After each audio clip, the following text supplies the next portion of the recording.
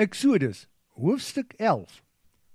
Toe het die Here vir Moses gesê, ek gaan nog een plaag oor die Farao en Egipte bring, daarna sal hy julle laat optrek. Om die waarheid te sê, hy sal julle vinnig hiervandaan wegjaag. Jy moet duidelik aan die volk opdrag gee, dat hulle goud en silwer moet eis van hulle Egiptiese bure. Die Here het beskik dat die Egiptenare die volk goedgesind was. Die Egiptenare, asook die dienaars van die Farao, het ook baie respek vir Moses gehad.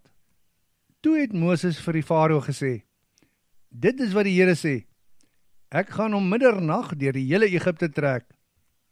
Al die eersgeborenes in die hele Egipte sal doodgaan.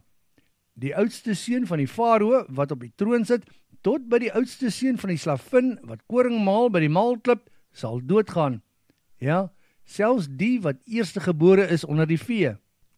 Daar sal 'n bitter geween wees oor die hele Egipte, soos daar nog nooit was en nie weer sal wees nie. Daar sal egter nie 'n hand gelig word teen enige Israeliet of die vee van 'n Israeliet nie. Dan sal julle weet dat die Here 'n onderskeid maak tussen die Israeliete en die Egiptenare. Wanneer dit gebeur, sal die amptenare voor my op die grond kom neerval en my smeek, jy en jou volk moet asseblief wegtrek, en dan sal ons trek. Toe Moses van die Farao af weggegaan het, was hy woedend. Toe sê die Here vir Moses, kyk, die Farao sal glad nie na jou luister nie, sodat daar nog meer tekens van my in Egipte sal wees. Alhoewel Moses en Aaron al hierdie tekens vir die Farao gedoen het, het hy geweier om die volk te laat trek, omdat die Here sy hart verhard het.